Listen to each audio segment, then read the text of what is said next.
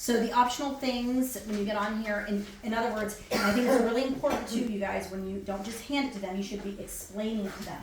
So as all of you guys know, we have, these low-cost spay and neuter clinics, that, are much cheaper than us, and you need to explain to the clients why we are more expensive, otherwise they think we're just gouging them, and it affects their trust in us.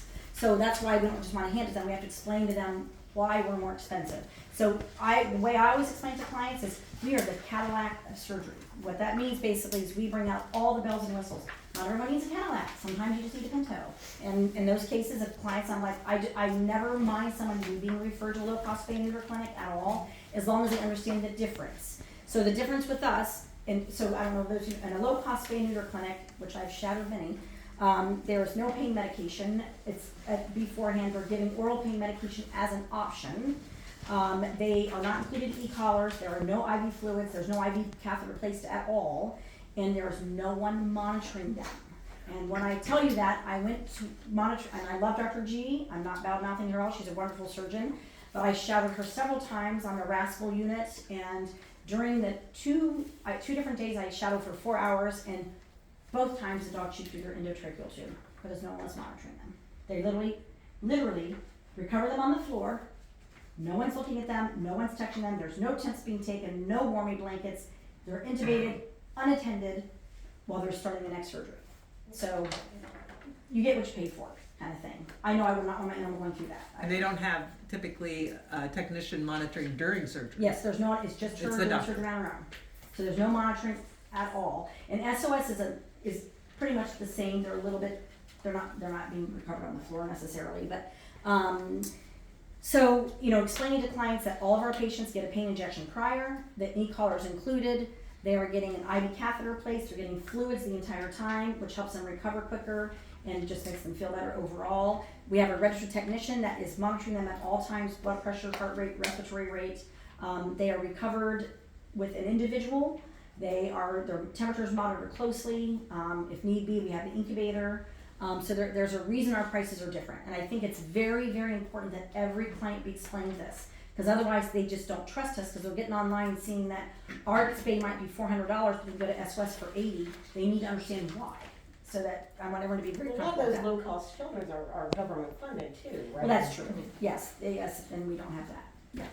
Yeah. So I'm sure you guys all know the optional things. The e-collar is not optional. I don't know why that CDR, I think that should be taken off. They do not see it. When it prints out, it Oh, is you not don't on see there. it? No. No, okay, That's good. for us. That's just so we for can us. remember Okay. what we're up. So I know there's a lot of, I know Lori keeps telling me to get rid of this oral protection package. I didn't design that, someone else put that in years ago. Doesn't matter to me. What do you guys think about the They oral will take protection it I package? have the I think it's just 50-50 say general fluoride instead of package. 10? I have a Fluoride. 50-50 or more people do it. Okay. Yeah. All right, A then lot of we'll people leave do it. I just didn't. So We just call it fluoride. Yeah, here, just call fluoride. Yeah. I Yeah, feel is like that what it package is on makes there? me feel like you're getting more than. yeah, I like that. Yeah, I agree. So basically the oral protection package is, once their adult teeth are in, if you apply fluoride, guys, you know that the advantage to fluoride, and that's why it's in our water now. So it improves teeth health, your teeth stay longer, blah, blah, blah. Post-incision laser is also optional. They're cheap ass. I I think it's gonna go off. It changed colors. I know, and It's got like 13. I know. Why don't we just build it into the price of Yeah. the package when we up our prices? Well, in this makes January? our stay price. I always expensive. tell people That's why we whenever I'm talking itemize about everything the out, laser, if because I our were to prices get look so surgery, different. What are we talking about? give me an option. They're saying that But post-incision for label should not be yes, optional. especially if it was only That should be $50. required, Right. but, we didn't do it for years. I mean, everyone does it I don't know how many anyway. people- Microchip And obviously if is they don't, you optional. give it away for free. We just don't tell them that. So microchip obviously optional. E-collar is not optional. They have to have the e-collar. And I encourage clients to keep it for the rest of their life because they're gonna need it again. But if they say they have the one at home, then, Have them bring ask it them up, to pick bring up. it. Yeah. Yeah. And pick up, so we can make, and the thing I say is, sure they actually not that we don't believe them, because that's what they're Size gonna think, is might be we wanna make sure that it still fits them, because it has to go, the e-collar has to go past their nose, it has to reach at least to the end of their nose can't stick out past it by even 1 inch. If they can't, it'll get to its side. E-collars and stuff like that, because they're like, I monitor my dog, would it be unprofessional to have this on the AMA? I'll leave it up to you guys. You know how much you guys make me very uncomfortable, so I just always put in the chart, owner decline, owner decline. We did have one client, I remember years ago, that did decline an e-collar, and Lori gave them hell. She glorified them. They might have finally gotten one just because they wanted Lori to be quiet. I'm gonna leave now. I mean that as a compliment. Is it 5 o'clock? Paying medication to go home is not optional either, so just keep that in mind as well. And the in-heat fee, I will tell you, and you can be honest with clients about that. The only time I charge an in-heat fee in a cat is if I need to use another thing to suture, which I never do. I don't think you guys would either, do you? They don't. No, Dr. Mitchell and Dr. Cat, do you? Use extra. Do you? Did you not hear my question? Why is that? So I asked if for the in-heat fee in cats, I don't want to charge any extra unless I use extra suture.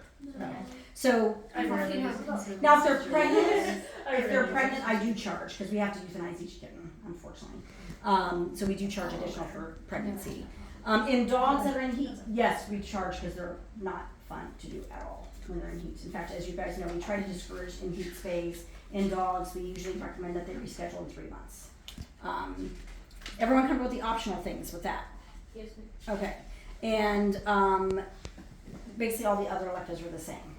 You know, dog, neuter, rabbits. With rabbits, the only other thing that's not optional on theirs, I don't know if we did a rabbit one, is microchips obviously optional, blood work is optional, unless they're over a certain age, and this, I would have already made that client do it before it came in.